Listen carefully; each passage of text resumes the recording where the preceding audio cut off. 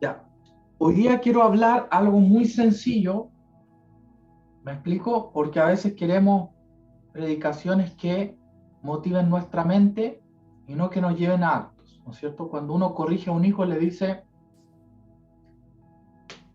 tienes que levantarte y hacer la cama, es un ejemplo.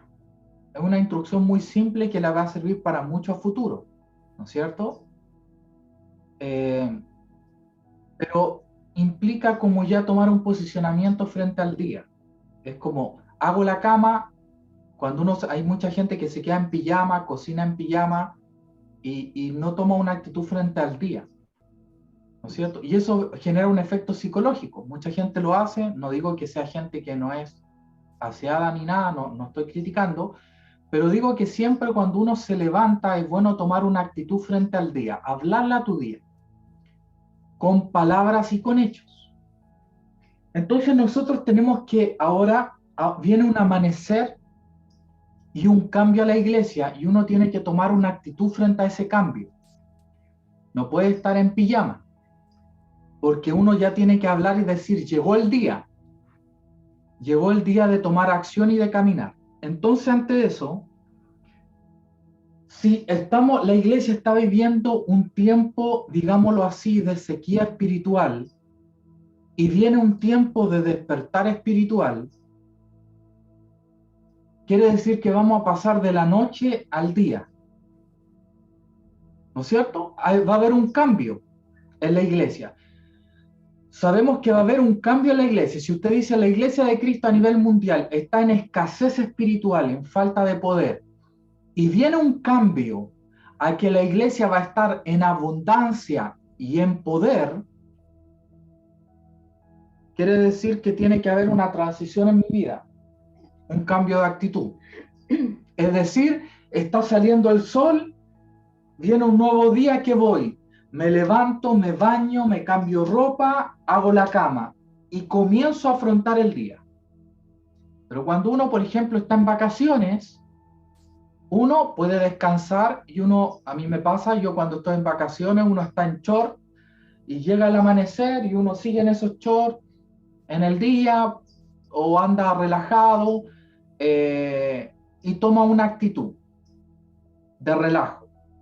Pero cuando uno está en un día laboral o en un día de acción, uno afronta ese día, se viste, se prepara y se baña. Entonces, viene un tiempo de acción en la iglesia, por lo tanto, hay que cambiar la forma de afrontar tu vida espiritual.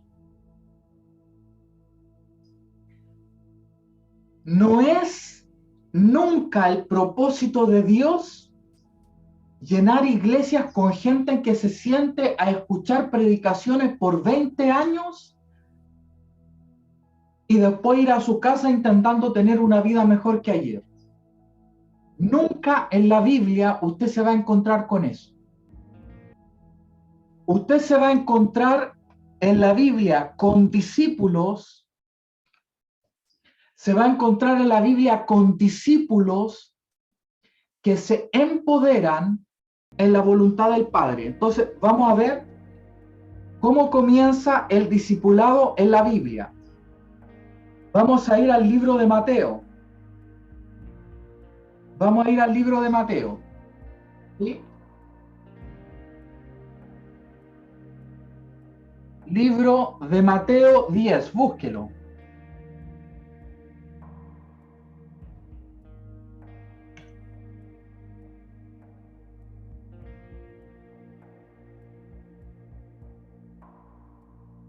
Mateo 10. Mateo 10. Dice que Jesús llama a sus 12 discípulos. ¿Puede? Sí. Jesús llama a sus 12 discípulos. ¿Ya? Y les dice y les dio autoridad sobre los espíritus inmundos para que los echaran fuera y sanaran toda enfermedad y toda dolencia. Luego nombra a los 12 y dice, a estos 12 envió Jesús y les dijo, no vayan a los gentiles ni entren a la región de Samaria, región que posteriormente sí entró a este mover, pero en esta etapa no, sino que ir a las ovejas perdidas de la casa de Israel. Ir pues y proclamen el reino de los cielos se ha acercado. Sanen enfermos, resuciten muertos, limpien leprosos, echen fuera demonios, y lo que de gracia recibisteis, denlo de gracia. Fíjense este detalle, les dice, lo que yo hice con ustedes, ustedes tienen que hacerlo con otros. Pero no hay Mateo 10 si no hay primero Mateo 9. ¿Ya? No hay Mateo 10 si primero no hay Mateo 9.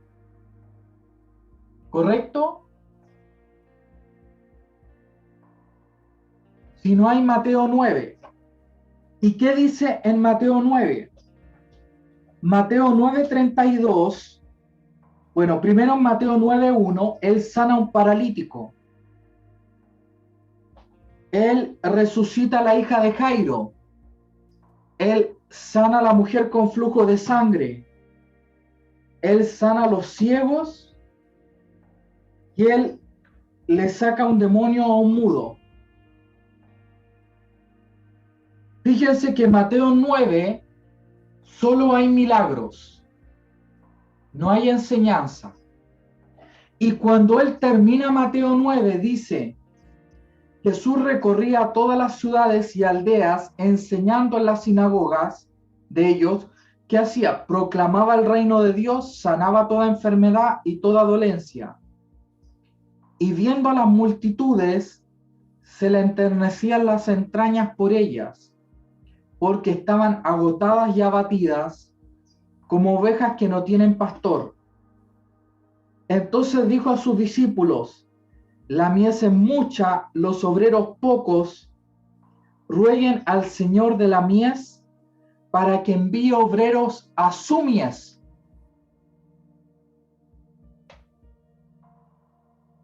Para que envíe obreros, obreros a su mies.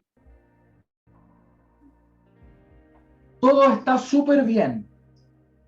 No generaron comodidad. Generaron en Jesús hambre por más. Él vio cómo la vida de 5 personas fue transformada, de 6 personas fue transformada, pero generó en Jesús hambre por más. Esto es totalmente contrario a la religión. La religión te dice, en esta iglesia hay milagro, hay sanidad, está todo bien, no hay nada mal, no critiques, sigamos adelante como estamos. En Jesús, los milagros que ocurrieron generaron hambre por más. Entonces, cuando él vio estos milagros, se generó compasión por miles de personas que aún no eran sanas, ni salvas, ni libres de demonios. ¿Sí? Es como, imagínense que esta iglesia, no lo hacemos, ayudara a 50 familias que necesitaran alimentación, comedores. Y alguien me dijera, pastor, hay que ir por más. Y yo digo, hacemos algo por 50, los que nos critican están mal. Eso es todo lo contrario a Jesús. Jesús decía, hay 50, podemos ir por 5.000, podemos ir por 50.000, porque para Dios nada es imposible. ¿Ya? Ahora, hay un problema, que nosotros tenemos un Dios llamado nosotros.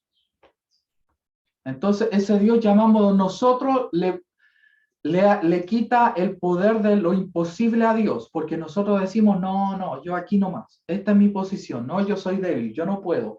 Entonces nosotros no hemos transformado en un Dios que es contrario al Dios de la Biblia y que se opone, es la mente caída que se opone a los pensamientos de Dios.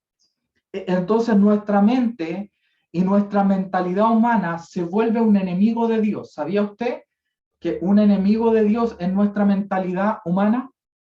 Porque se opone a los pensamientos de Dios para nuestra vida. Entonces, dice que cuando él recorría las ciudades, enseñaba, sanaba toda enfermedad y toda dolencia, no algunas, todas. Pero cuando él veía esto, veía a la gente agotada y abatida como ovejas que no tienen pastor. y decía, la mies es mucha, los obreros pocos. ¿Quién era el obrero? Solo él. Y dice, pidan al Señor de la mies para que envíe obreros a su mies. Y luego de eso hay un salto temporal. Y en ese salto temporal, porque luego dice que llama a los 12 y les da autoridad y los envía a la mies. Por lo tanto, ¿qué hubo entre Mateo 9 y Mateo 10? Ellos rogaron. ¿Quiénes rogaron? Si Jesús tenía 72 discípulos, 12. De esos discípulos de Jesús, que eran multitudes que le seguían, y luego él envía a 72, pero en este espacio de tiempo hay 12 que ruegan. Hay 12 hombres que hicieron lo que Jesús dijo en el Nuevo 38 y ruegan, Señor, hay mucha necesidad, hay mucha hambre, hay mucha gente que necesita liberación y sanidad. Y luego dice que él llama a 12 y los comisiona para esto. Entonces ellos se transformaron en la respuesta. Porque claro, entre que Jesús pide que rueguen y que él envía 12, tienen que haber rogado, porque si no rogaban, no había. Entonces, Dios quiere transformar a sus discípulos en una respuesta a la oración. Dios no trabaja con creyentes. Dios trabaja con creyentes que le siguen. Y el creyente que le sigue se llama discípulo. Multitudes creían y alababan a Dios y glorificaban cuando Él hacía milagros. Eran multitudes, pero pocos le seguían. Uno de ellos le dijo, Maestro, te puedo seguir, pero deja que entierre a mi padre primero. ¿Qué significa? Deja que primero mi papá muera porque yo le estoy sirviendo y honrando a mi padre. Deja que ese proceso natural termine para yo luego, cuando mi padre muera, yo voy a ir y te voy a seguir. No hay tiempo para eso. Y le dijo, deja que los muertos entierren a los muertos. ¿Qué quiere decir? Señor, yo te voy a servir cuando deje la universidad. Señor, yo te voy a servir cuando termine de criar a mis hijos. Basura. Excusas humanas que se oponen al propósito de Dios. Señor, déjame que resuelva esto primero. Muy bien, vas a terminar siendo un muerto que entierra un proyecto muerto. Dios, si llama ahora, te necesita ahora. Cuando Dios habla es el momento oportuno. Cuando Dios solicita algo es el momento oportuno. Una palabra de Dios cumplida fuera de tiempo es desobediencia y puede traer muerte. Por lo tanto, tú le tienes que preguntar a Dios si lo que te habló a Dios está vigente hoy día y Él te va a confirmar, aún sigue vigente y lo agarra con todo, porque tienes que obedecer en el ahora. Él se llama el yo soy, no el yo seré, el yo soy. Por lo tanto, si usted está en una situación familiar complicada y Dios te llama a algo, lo haces. Porque tu mente no es tu Dios. ¿Correcto? Es que Dios, esto está incompleto en mi vida. Bueno, Dios te llamó incompleto, Él se encargará. Porque Dios habla en el tiempo perfecto. ¿Correcto? ¿Sí? Entonces, queremos entender que el Señor, cuando ve milagros, no justifica su ministerio, sino que hay más hambre. Dios tiene un hambre que no se saciará hasta ver a toda la humanidad llena de la gloria de Dios. Hay una oración de Jesús. De hecho, Jesús se fue al cielo. En el cielo solo hay gloria, solo hay poder, solo hay amor, pero Él ha decidido darle lugar a la insatisfacción en el cielo. Entonces Jesús, como Rey del cielo, abrió una puerta en el cielo que antes quizá no existía, un dolor. Abrió la puerta, ¿por qué? Porque Él está en el cielo intercediendo por los perdidos, intercediendo por los cristianos mediocres, o sea, por nosotros, intercediendo por nuestra necedad. Es decir, que en el cielo sí hay dolor. Hay compasión por nosotros y nuestra gran necedad como cristianos. Jesucristo, como tiene toda la autoridad, puede hacer lo que quiera. Él dijo, toda autoridad me es dada en los cielos y en la tierra. Así que Él dijo, cielo, yo vine acá, los ángeles felices, resucitó y dijeron, muy bien, celebraron felices, ahora vamos a llorar por la humanidad hasta que la última persona que nazca en la tierra sea salva, hasta que el último enfermo sea sano, hasta que la tierra sea en la tierra como en el cielo. Ese fue el clamor de Jesucristo en la tierra, ese es el clamor de Jesucristo en el cielo. Y la iglesia lo único que quiere es, Señor, sácanos de este mundo cruel. Y Dios está orando para que la tierra se transforme en el cielo. Entonces quiere decir que esa mentalidad del rapto está errada. Porque el Padre nuestro dice, hágase tu voluntad en la tierra como se hace en el cielo. Es decir, que Jesús ora y nos pide que oremos para que en la tierra se transforme en un cielo y haya una unidad del cielo y la tierra. Y la palabra dice que Él rasgó el velo que separaba la eternidad con la temporalidad. Entonces, hay una invasión de la eternidad a la temporalidad, hasta el punto en que el velo se ha rasgado y cielos y tierras son uno en Cristo Jesús. Y los cielos y la tierra pasan, pero la palabra no pasa. Y se manifiesta el nuevo cielo y la nueva tierra. Pero pastor, si solamente la tierra cayó, ¿por qué va a haber un nuevo cielo? Porque va a haber una unidad entre el cielo y la tierra. ¿Correcto? No estoy diciendo que lo que hay, dice la Biblia, ese arpazo, la palabra griega, no va a ocurrir. Eso sí es un evento que es bíblico. Yo hablo de la mentalidad de huir de la tierra. Eso es lo que tiene que caer de nosotros, ¿no es cierto? Entonces, lo que debemos entender es que el clamor de Dios ahora en la tierra, a Él se le remueven las entrañas, al igual que en Mateo 9, cuando dice que se le removieron las entrañas por las personas. ¿Por qué? Porque las veía agotadas y abatidas como ovejas que no tienen pastor. O sea, al ver a la humanidad yendo a su trabajo, a su casa, viviendo una rutina, al ver a los enfermos, a los endemoniados, al ver los divorcios, la violencia en la familia, al ver el maltrato de los esposos a las esposas, a Jesús se le removían las entrañas. No decía, se lo dije, no decía, bueno, así son ellos, ja, ja, ja. No se sentía superior, sentía compasión. Y le dice a sus discípulos, tienen que rogar para que hayan más obreros a los millones y millones de personas que existen. Entonces, si tú te consideras un discípulo de Jesús, porque ¿sabe qué?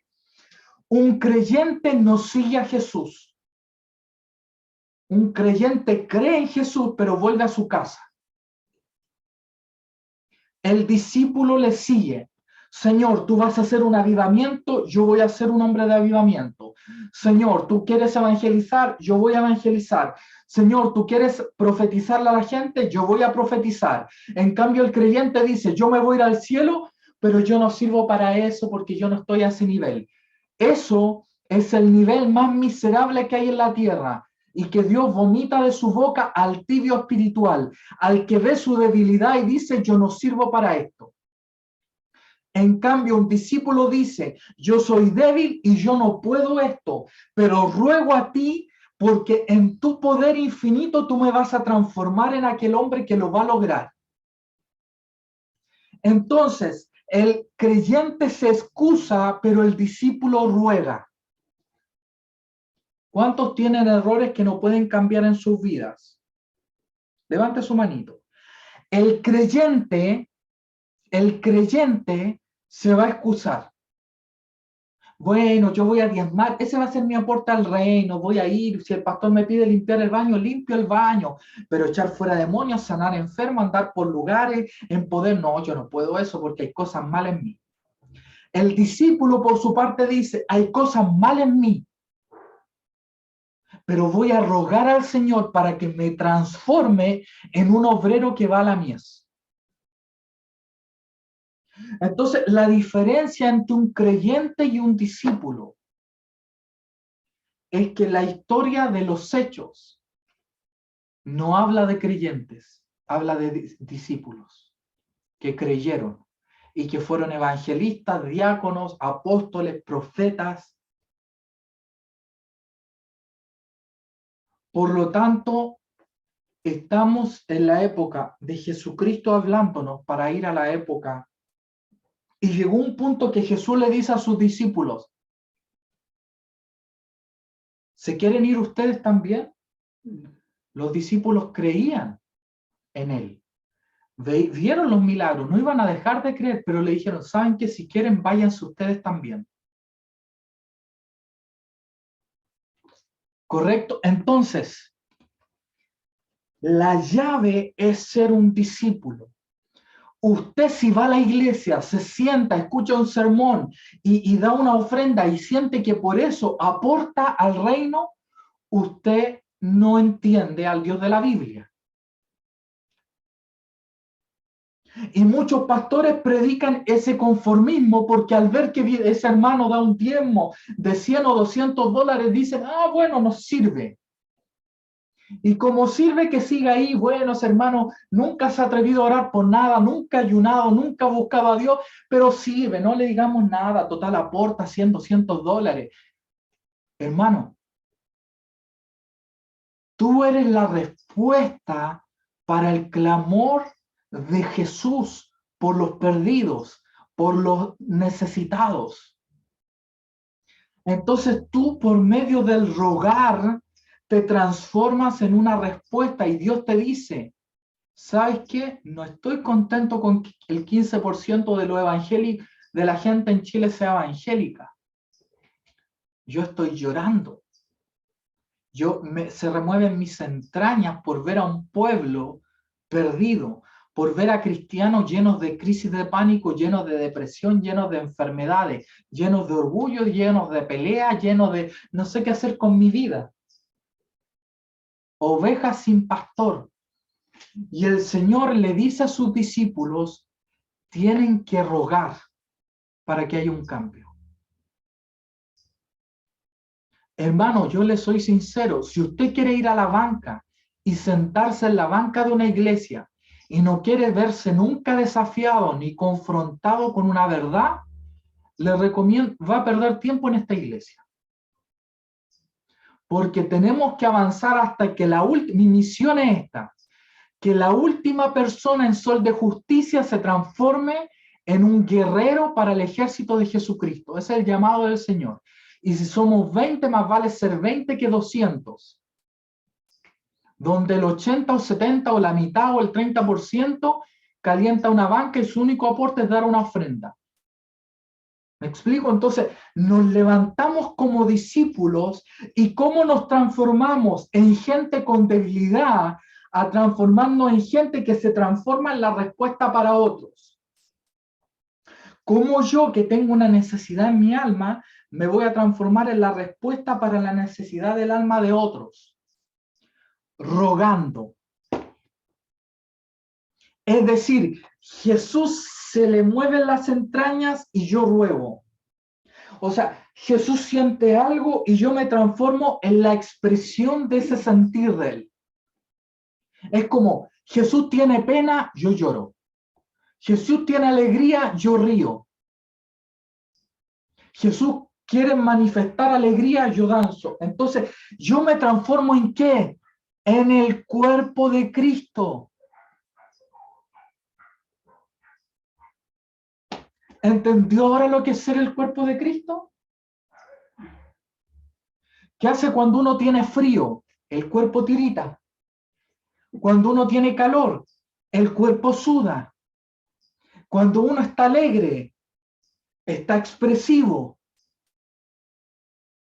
Cuando uno se siente triste, se retrotrae. El cuerpo manifiesta lo que internamente pasa. ¿Qué significa ser el cuerpo de Cristo? A Cristo le duelen las entrañas por los perdidos. ¿En qué me transformo yo? En el clamor por los perdidos. Es decir, soy la expresión física de lo que Cristo siente. Soy la expresión física de lo que Cristo siente. Y eso es ser el cuerpo de Cristo.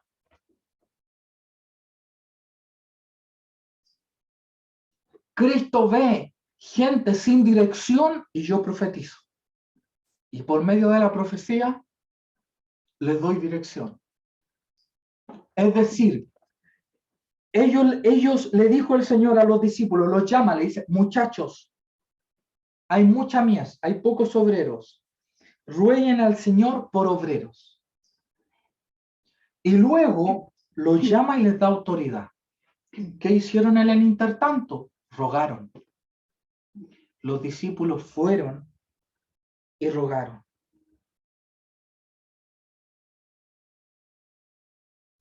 Jesús tenía más de 12 discípulos, pero llama a 12 y les da autoridad, porque rogaron.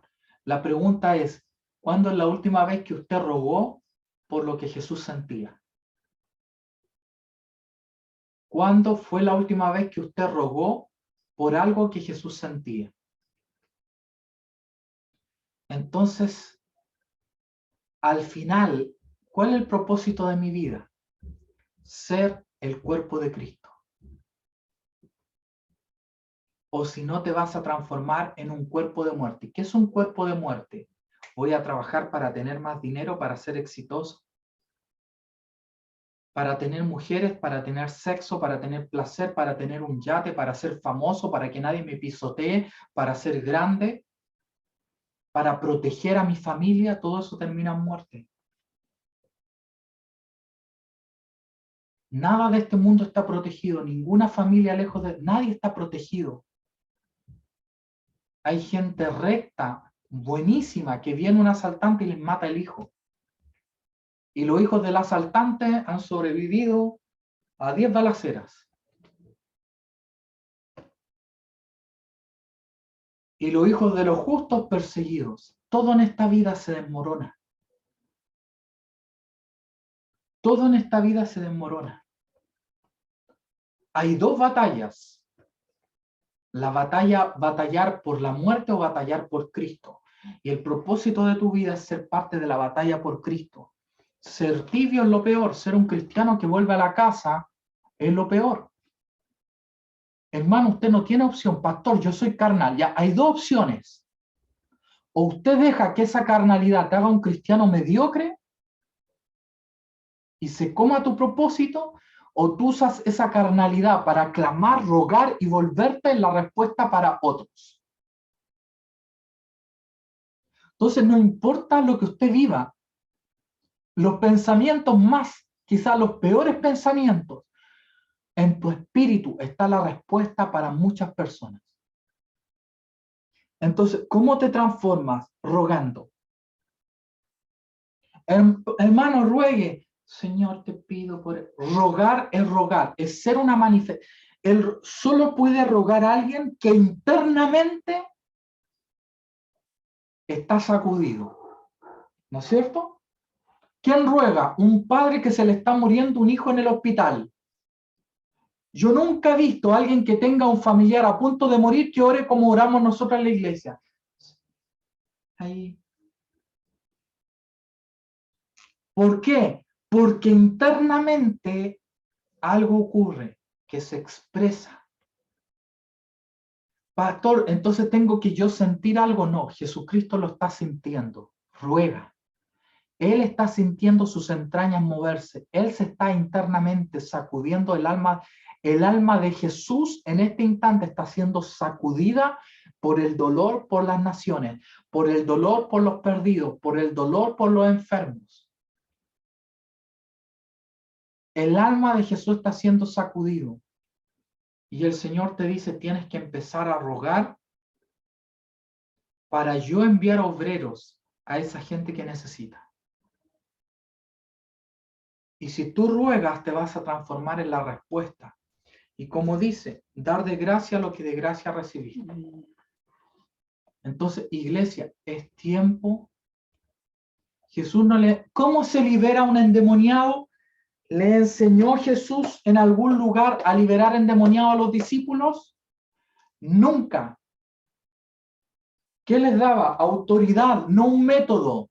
Paso número 1, pon la mano. Paso número 2, di esta frase. No, les dio autoridad.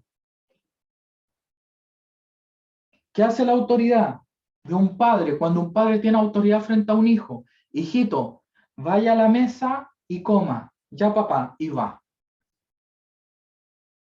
Listo. Una palabra. ¿Sí? ¿Qué es autoridad? Usted va manejando un camión de 27 toneladas. Y si usted está en un país donde la policía tiene autoridad, y el policía hace así, y va el camionero, y el policía se para al frente, al lado, y le hace parar, esas 27 toneladas van a frenar, que van a 100 kilómetros por hora, van a frenar, y se va a detener. ¿Qué hizo? El policía se puso al frente como Superman e intentó frenarlo, no, lo aplasta. ¿Qué hizo? Hizo una seña. ¿Y por qué frenó la persona? Porque reconoce autoridad en un policía.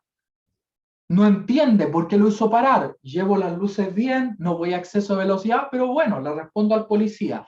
¿Qué pasó? No quiero sus documentos. Acá están. Muy bien, siga. ¿Qué tiene ese policía? Autoridad. Entonces, ¿cómo se echa fuera un demonio? Nada. Tú le dices al espíritu, sal de este cuerpo y va a salir. Porque Jesús le dio autoridad. Listo. Puede que el policía sea muy delgado o muy musculoso. Da lo mismo. Uno ve el uniforme y uno para. Puede que usted tenga muchas características o debilidades, pero tiene autoridad. El demonio ve la autoridad, ve el uniforme y para. ¿Me explico o no? Simple. ¿Cuántos quieren que Dios los revista de autoridad? Ruegue. Mire, les voy a decir algo, voy a ser explícito. Mucha gente me puede criticar a mí por mi forma de ser, porque soy muy frontal. Porque la Tabita quizá también es muy frontal. Porque el pastor Maldonado es muy gritón. Porque Tibillocho era muy explícito. Y es verdad. Porque Dios le da autoridad al que ruega, no al que es buena persona. Por eso muchas de las buenas personas en la iglesia nunca echan fuera ningún demonio. Ay, qué burdo eso, ay, qué fuerte la música, ay, mucho grito, ay, muy acá, y no son capaces de echar fuera un demonio.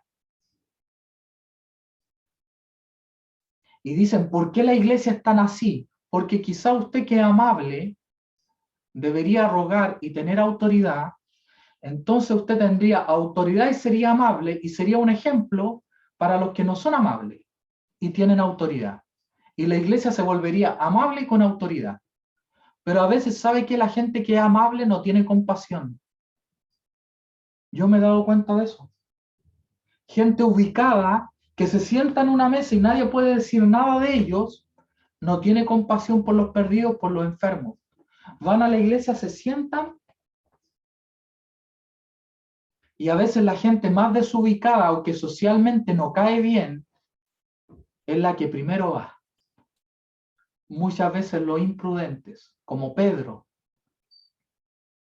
como Pablo, pastor, pero Pablo no era imprudente, era súper imprudente.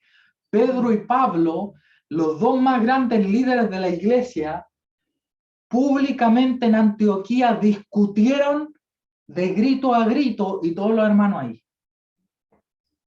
Pablo le grita a la mesa y Pedro le responde y discuten públicamente. No eran los más ubicados, pero eran con más compasión. Entonces, hermano, yo valoro que muchos de ustedes sean gente ubicada. Todos tenemos que aprender de usted, pero avancen con pasión. Porque ser un buen cristiano es ir a la iglesia, sentarse, aportarse, ser amable y no caerle mal a nadie. Pero Dios nos llamó a buenos cristianos. Dios llamó a discípulos que tuvieran compasión por la alma. Amén. Amén. Y fíjese que en estos 12, miren quiénes están. Pedro le negó, hizo comentarios inoportunos, se creyó más de lo que realmente era. Jacobo o Santiago, el mismo nombre, con Juan, luchaban por saber quién iba a estar en mayor posición. Judas Iscariote le negó. Tomás dudó de él y de su resurrección. Pero con estos hombres Dios edificó su iglesia. ¿Por qué? ¿Por qué? Porque rogaron al Señor de la mies para que enviara obreros a esa mies. Entonces, ¿qué transforma a hombres comunes en hombres sobrenaturales? ¿Qué transforma a gente común en sobrenatural? El que ruegan por los perdidos, el que ruegan por las almas necesitadas. Esa es la llave. Hermano, es tiempo de rogar. Es tiempo de rogar. Pastor, pero tengo problemas en mi casa con mi hija, con mi hijo, con mi esposo. Muy bien, ore por ellos, pero también ore por los miles de hijos e hijas que están viviendo cosas peores que los suyos. Por ese niño que está criándose en un hogar. Yo una vez con un muchacho bautizamos a un hombre que nos confesó sus pecados. Y ese hombre nos confesó que él nació probablemente de una relación adúltera, el papá no lo quería porque nació del adulterio de la mamá, y lo crió un conocido de los papás que era un pedófilo. Y desde niño lo abusó sexualmente. Entonces sus hijos están viviendo algo peor que ese niño que lo está criando un pedófilo. ¿Puede clamar y rogar por él o su egoísmo es más grande?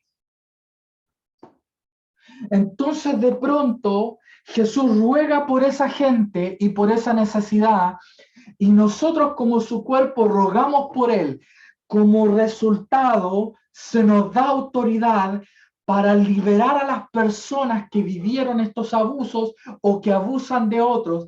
Por lo tanto, echamos fuera demonios y dejamos de ser una iglesia donde 100 personas se paran a aplaudir, a cantar y a mirar a un líder, a escuchar y a despedirse amablemente y me voy a mi casa.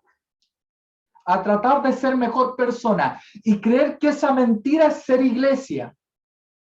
Cuando eso es religión y no lejos está de la religión católica.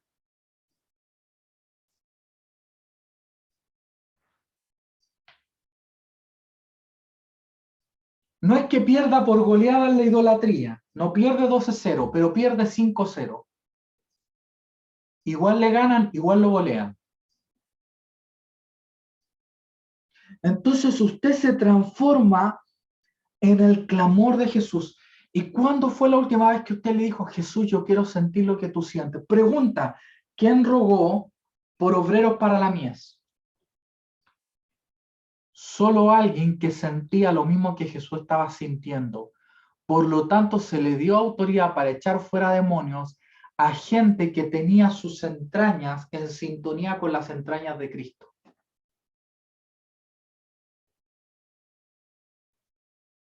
Hermano, le digo algo respecto a Jesús. Él era Dios antes de venir a la tierra. ¿Sabía usted que él era Dios? ¿Sabe lo que él debe haber sentido cuando entró a un cuerpo humano que se cansa, que siente calor y que siente hambre? El impacto es fuerte. Y Satanás le dice, transforma esta piedra en pan. Claro, porque le dice, deja tu humanidad de lado. Pero Jesús se sometió y dijo, voy a sentir esto. Tengo que sentir esto para poder interceder como nadie puede interceder. Tengo que estar en este cuerpo. Y le digo algo yo a usted, amado hermano, usted métase en el cuerpo de Cristo. ¿Qué es estar en el cuerpo de Cristo? Es ir a la iglesia, es diezmar, es sentarte en la banca y llorar junto a los hermanos, es asistir a todas las reuniones. Ser el cuerpo de Cristo es reaccionar a los sentimientos que Él tiene. Su cuerpo reacciona a sus sentimientos. Hoy día era como un inicio de terremoto acá, y mi mamá al tiro se alertó. Yo igual quedé así, relajado, pero el cuerpo se alerta, a ver si tengo que correr o no. El cuerpo reacciona a los sentimientos. La pregunta es, ¿cómo sé si estoy unido al cuerpo, pastor? Si tú reaccionas a los sentimientos que Jesús tiene. Pero ¿cómo va a reaccionar si ni siquiera sabe lo que Jesús siente? ¿Cuándo fue la última vez que usted dijo, quiero sentir lo que tú sientes? No solo saber lo que tú sabes. ¿Correcto? Entonces, ¿qué es ser su cuerpo? ¿Qué estás pensando Jesús hoy día? ¿Qué estás sintiendo? Mira, Patricio, hoy día, saben que a veces le voy a decir algo, sinceramente. Muchas iglesias están pensando en pelear unas con otras. Esto habló mal de mí, hablaron mal de mí, nosotros tenemos la verdadera doctrina, nosotros, le digo, ¿sabe qué? Están desconectados del cuerpo de Cristo. Porque el corazón de Cristo está con los perdidos, no con armar peleas para sentirse quién es superior. Él ama tanto a los perdidos que se hizo inferior. Dice que se hizo hombre. Siendo hombre se hizo siervo. Y siendo siervo murió en la cruz. O sea, él para salvar a los perdidos se humilló.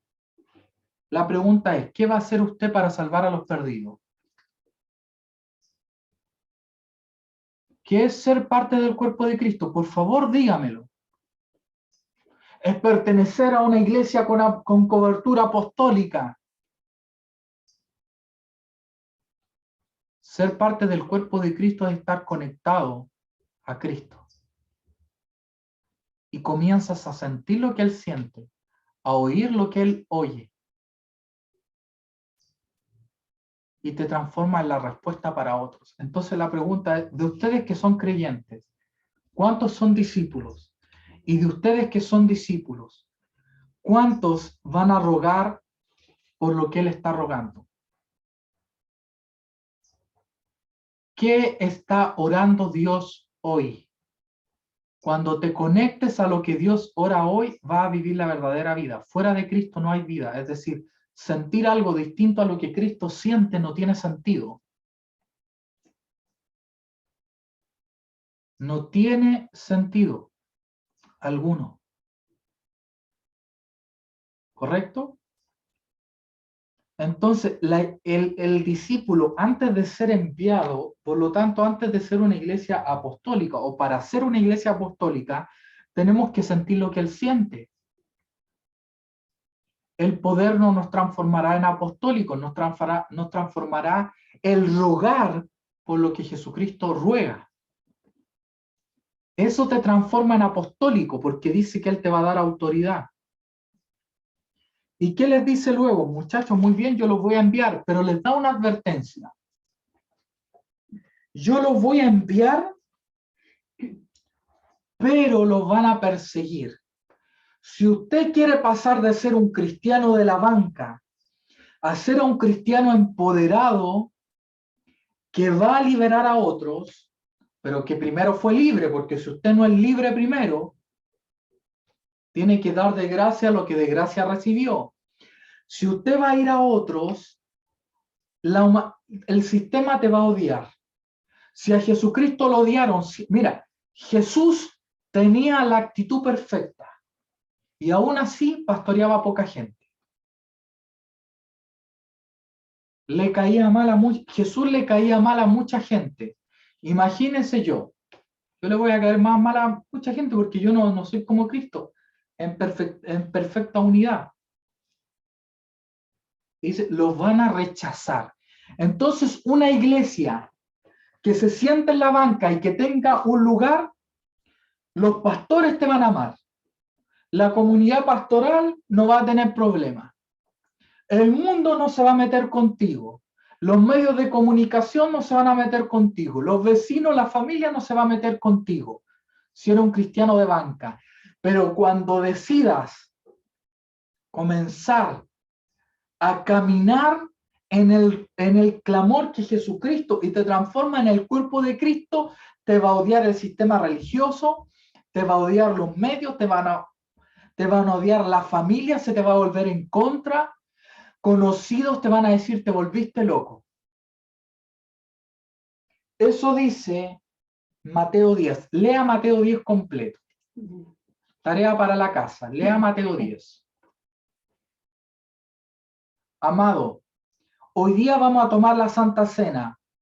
Este es mi cuerpo que por ustedes fue molido. Cómanlo en memoria de mí. ¿Qué hacemos? Molemos su cuerpo. Estamos diciendo que nosotros nos autodestruimos. Nosotros cuando comemos el pan, estamos diciendo, nos estamos autoexterminando.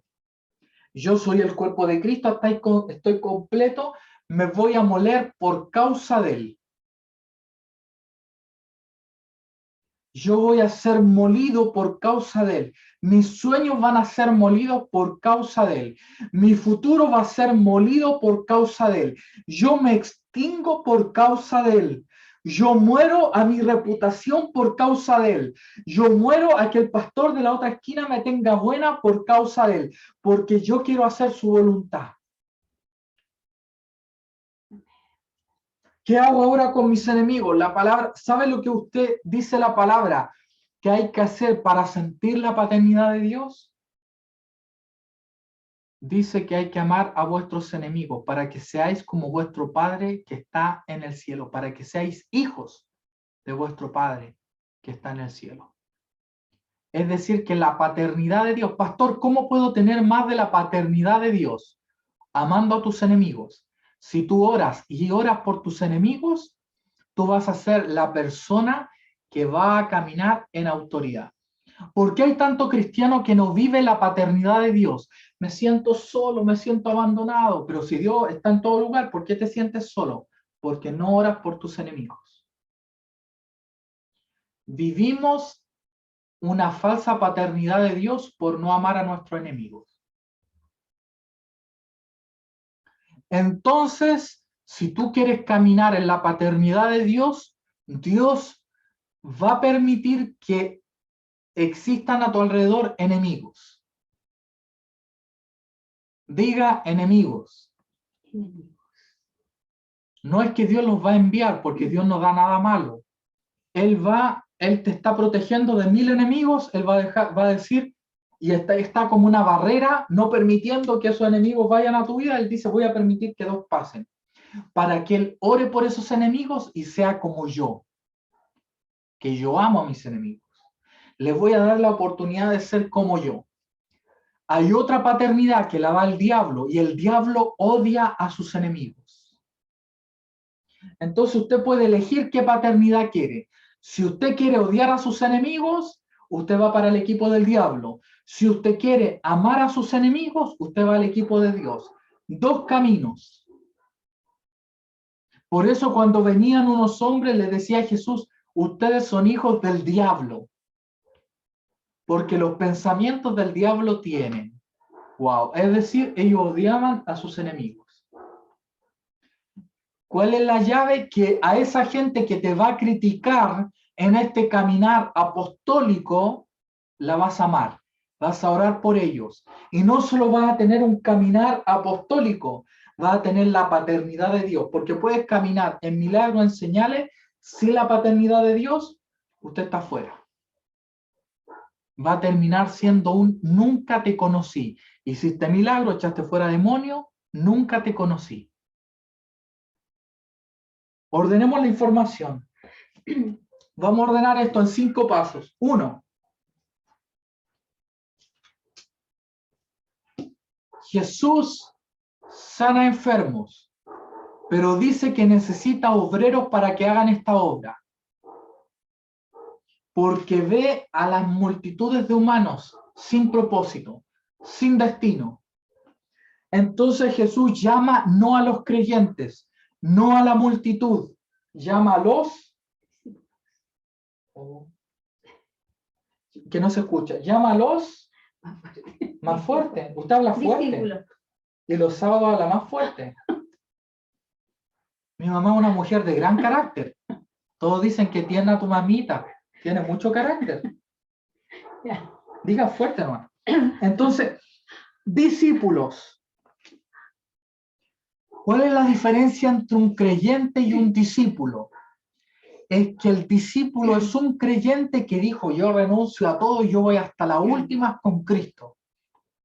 No importa a dónde vaya ni lo que pase. ¿Cuántos son discípulos? Levante la mano. Y si no lo son, ¿cuántos quieren serlo? Ya. Y le dice a sus discípulos, es insuficiente ser discípulos. Tienen ahora que sentir lo que yo siento en las entrañas.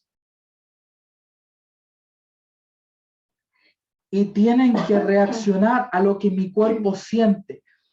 Dice, él veía a la multitud y sus entrañas se estremecían y le dice, rueguen por estas multitudes para que reciban dirección, para que reciban sanidad, para que reciban liberación. Y ahora ya no son discípulos, son hombres con autoridad. Y esto es lo que Dios quiere. Hombres y mujeres con autoridad. ¿Son perfectos? No. Pedro aquí no era perfecto, pero tenía autoridad. Juan no era perfecto, pero tenía autoridad. Jacobo no era perfecto, pero tenía autoridad. Judas no era perfecto, pero tenía autoridad.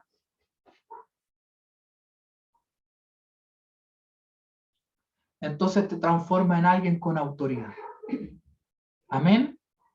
¿Cuántos van a clamar por eso? Hoy día vamos a tomar la Santa Cena. ¿Qué es la Santa Cena? En muchas cosas, pero es esto. Aquí van los sentimientos de Dios. Los pensamientos de Dios van a mi espíritu. Yo soy el cuerpo de Cristo y yo muelo mi vida para empezar. Ya no siento por qué no tengo esa mansión, por qué no tengo ese auto, por qué esa supermodelo no es mi esposa, por qué no soy súper famoso, por qué no.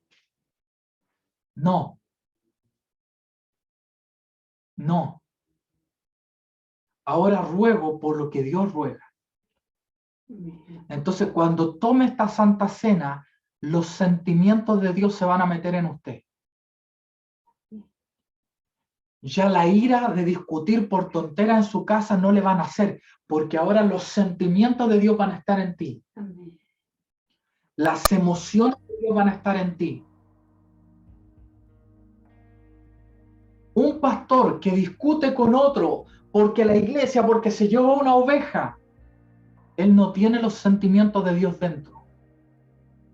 Él está conectado a los sentimientos del diablo, porque el diablo compite, el diablo pelea, que este es mío, que este es tuyo. Dios llora y clama por los perdidos. Jesucristo no pierde el tiempo en la mesa criticando a otros. Él edifica. Él nunca en la mesa se sentó a decirles, muchachos, los fariseos acá, sí, tal fariseo, oye, tal hombre, y el que no me quiso seguir, y el rico, y Marta, que no creían en mí en ese milagro, mira el milagro. Jesús se sentaba a la mesa a edificar, no a criticar.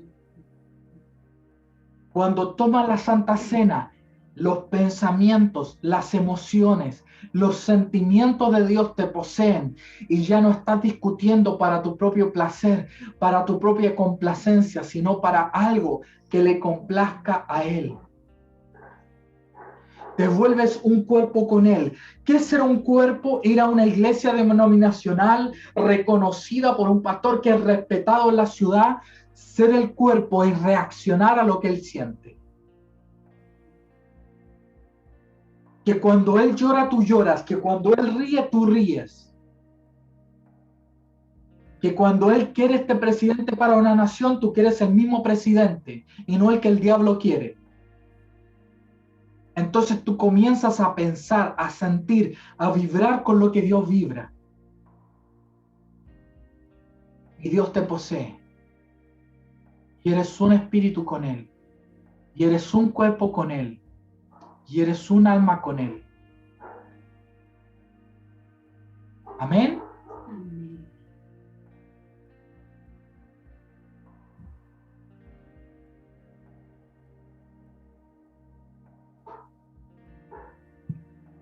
Vamos a tomar la cena del Señor, el vino y el pan.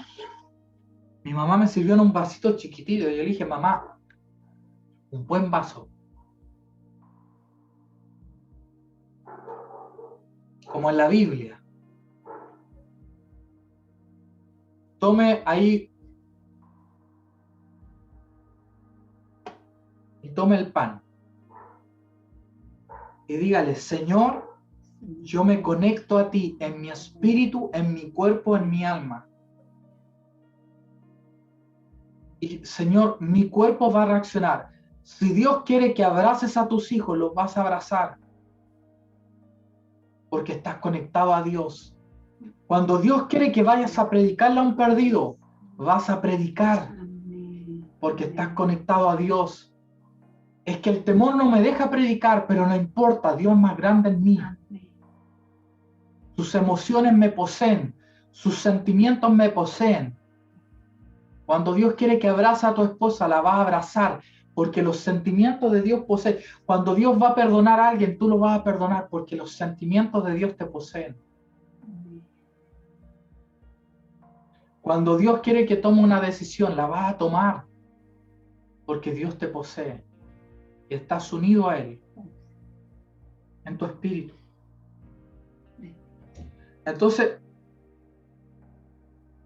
a Jesús se le remueven las entrañas por algo. Jesús está orando por alguien. Jesús quiere sanar a alguien. Jesús quiere transformarle el cuerpo a alguien. Jesús quiere hacer un milagro creativo en alguien. Jesús quiere libertar la mente de alguien. Yo he orado por la mamá de Valeria presencialmente unas 7 veces. Fuimos con Pablo, con Tabita y David. Y el espíritu no salió porque nos falta autoridad. ¿Sabe por qué nos falta autoridad? Porque aún no hemos clamado por las enfermedades mentales. Y sabe, hermano, yo podría decir, yo no sirvo para esto, yo renuncio al pastorado, yo no sirvo para esto, y quedarme en mi casa, yo soy débil y mi carne es débil y mis pensamientos, yo estoy pensando en otras cosas y pierdo tiempo y soy acá. Pero no hago eso porque eso lo hace un creyente. Pero yo soy un discípulo y el discípulo dice, Dios me va a transformar y voy a luchar hasta yo imponer mi mano sobre las personas con enfermedades mentales y que el espíritu salga. Como Dios cuando le vio a sus discípulos y vio que les faltaba fe y le dijo, por causa de vuestra incredulidad, aún les falta oración y ayuno. Oración y ayuno, ¿por qué? ¿Cuál es el verdadero oración y ayuno? Oración y ayuno por los perdidos. Oración y ayuno por los necesitados. Nosotros entramos ahora en 21 días de ayuno y a los que no pueden, 3 ayunos de 3 días. ¿Por qué ayunamos, pastor? Ayunamos por los perdidos, ayunamos por los jóvenes que se suicidan, ayunamos por los niños abusados, ayunamos para tener autoridad para transformar sus vidas, para que Cristo a través de nosotros los toque.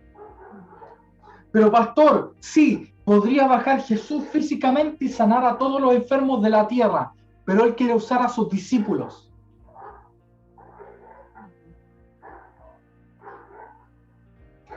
Cuando coma el pan y cuando tome la copa, usted en su espíritu va a estar rogando. Yo soy la respuesta. Yo soy la respuesta para alguien. Y sabe que algunos que están enfermos van a ser sanados. Y hay gente que va a ser liberada en esta, cuando coma el pan y lo más que va a empezar a ser liberada. Pero ruega. Comienza a comer el pan y a beber la copa.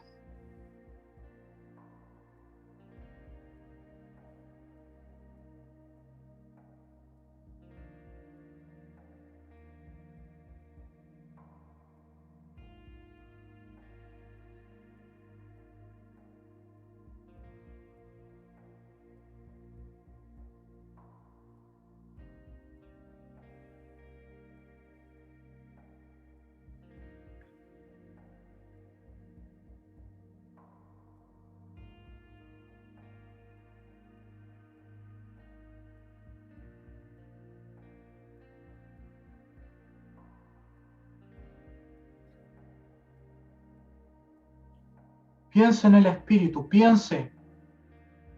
Te estás uniendo a Cristo. Te estás uniendo a Cristo. Te estás uniendo a Cristo.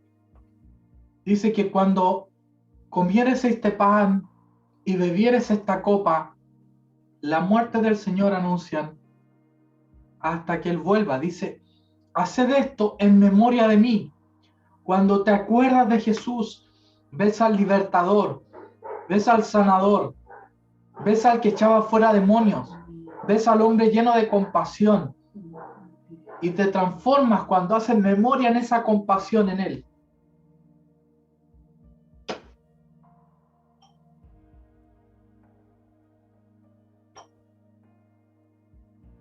No mires tu fracaso, mira la cruz. Yo he fracasado, yo he orado por gente que no ha sanado, pero avanzo hasta tener esa autoridad. ¿Cómo tengo esa autoridad? Rogando, rogando.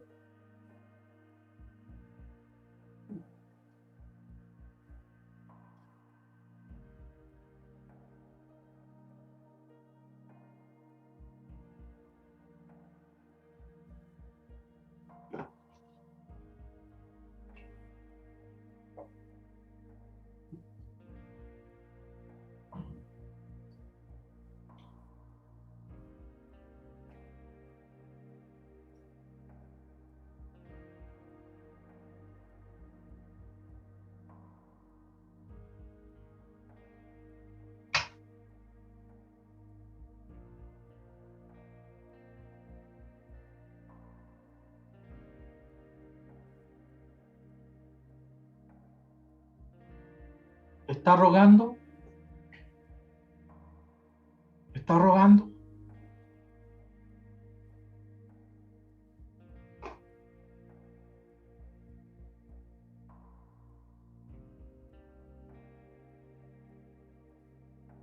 Gracias, Espíritu Santo. El rogar por los perdidos, el rogar por lo que Él ruega, te va a dar autoridad. Habían cientos de personas en Israel con mejor carácter que Pedro, con mejor actitud que los discípulos, pero ellos decidieron seguir a Jesús y rogar. Dios no trabaja con perfectos. Dios trabaja con los dispuestos. Y a estos perfecciona.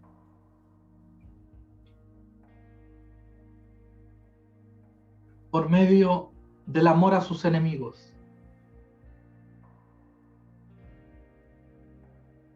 Rompimiento ahora en el nombre de Jesús. Rompimiento ahora en el nombre de Jesús. Que venga un rompimiento ahora en el nombre de Jesús. Que se desata un rompimiento ahora en el nombre de Jesús. Ahora, ahora, ahora, ahora. Gracias, Señor. Gracias, Señor. Gracias, Señor. Amén, amén.